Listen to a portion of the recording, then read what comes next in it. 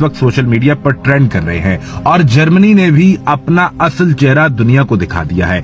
और यहाँ बात किसी आम जर्मन फैन की नहीं हो रही, बल्कि जर्मनी की सफीर ने अपने सर पर एक हैट पहन रखा था, जिसे पहनकर वो जर्मनी और जापान का मैच देखने के लिए स्टेडियम में जाना चाहती थी। उन्हें इंतहाई इज्जत और एहतराम के साथ स्टेडियम के एंट्री पॉइंट पर रोका गया और उनसे ये कहा गया कि आप इस हैट को उतार दीजिए, इस पर जो रंग मौजूद हैं ये हम जिन्स परस्तों की तंजीम के परचम के रंग हैं। लेकिन ये खातून आगे से बहस करना शुरू हो गई। इस पर कतरी हुकाम ने यह वाजे किया कि आप जर्मन सफीर हैं, आप हमारे लिए काबिल एहतराम हैं, हम आपकी इज्जत और तकरीम करते हैं, लेकिन हम आपसे ये गुजारिश करते हैं कि आपको किसी सूरत अंदर दाखिल होने की इजाजत नहीं दी जाएगी जब तक कि आप इस हैट को नहीं उतार देती। और आखिरकार नाज़रीन गिरामी ने मजबूर होकर उस हैट को उतारना पड़ा और फिर जर्मनी की टीम ने, खिलाड़ियों ने स्टेडियम के अंदर जो किया वो भी इस वक्त पूरी दुनिया में ट्रेंडिंग पर पहुंच चुका है। नाज़रीन गिरामी, खिलाड़ी किसी भी किस्म की सियासत से मुबर्रा होते हैं, उनका मकसद सिर्फ अपने मुल्क के लिए खेलना होता है,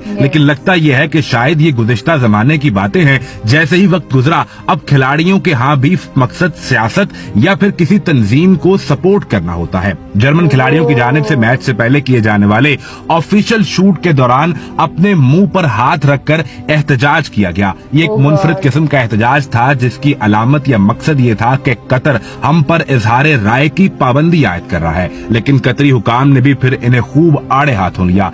कतरी इंतजामिया की जानिब से एक अहम ट्वीट में ये पूछा गया कि आप जिस तरह मर्जी एहतजाज कीजिए और जैसे मर्जी इस मामले को हाइप दीजिए, आपको हमारे कवानीन तो मानने पड़ेंगे, लेकिन आपसे सवाल ये भी है क्या आप जब फ्रांस जाएं तो वहां भी ऐसा ही एहतजाज करते हैं? क्या आप नहीं जानते कि फ्रांस ने अफ्रीका की दौलत को हड़प कर लिया था? या अगर आप अमेरिका में खेलने जाएं तो क्या वहां जाकर भी आप ऐसा ही एहतजाज करते हैं? क्या आप नहीं जानते कि अमेरिका ने एक ही झटके में 10 लाख से जायद इराकियों को भूख से मरने के लिए छोड़ दिया था? नाज़रीन गिरामी, ये अहले मगरिब, ये दोगले और मुनाफिक लोग ये सिर्फ उस जगह पर एहतजाज करते हैं जहां इन पर कोई पाबंदी लगाई जाए। ये दुनिया भर से ये उम्मीद तो रखते हैं कि जो शख्स हमारी सरजमीन पर आएगा वो हमारे कवानीन के मुताबिक और हमारी माशरती रिवायात के मुताबिक वहां जिंदगी गुजारेगा। लेकिन जब ये खुद दुनिया के किसी दूसरे हिस्से में जाएं तो फिर ये उम्मीद करते हैं कि हमें हर तरह की आजादी मिलनी चाहिए। लेकिन कतर ने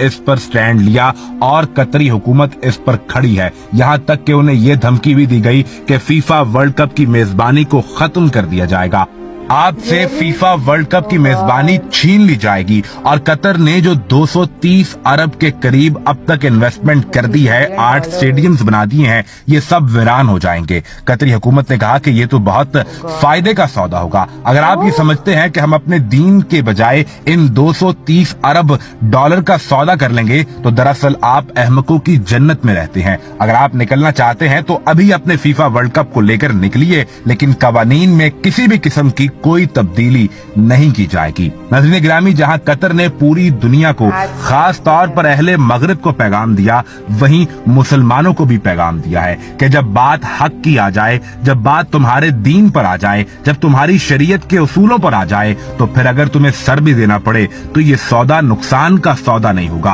अपने खून की आबियारी भी करनी पड़े तो ये सौदा नुकसान का सौदा नहीं होगा। और इसके अलावा भी अपनी रोजमर्रा की जिंदगी के अंदर हम छोटे छोटे मसाइल या हीले बहानों पर इस्लाम की शरीयत को छोड़ देते हैं, उसूले इस्लाम को छोड़ देते हैं और ये कहते हैं कि ये हमें मुश्किल लगता है। कतर ने यह वाजे कर दिया है कि इस्लाम, दीन और हमारी माशरती रिवायात हर सूरत में मुकद्दम होनी चाहिए।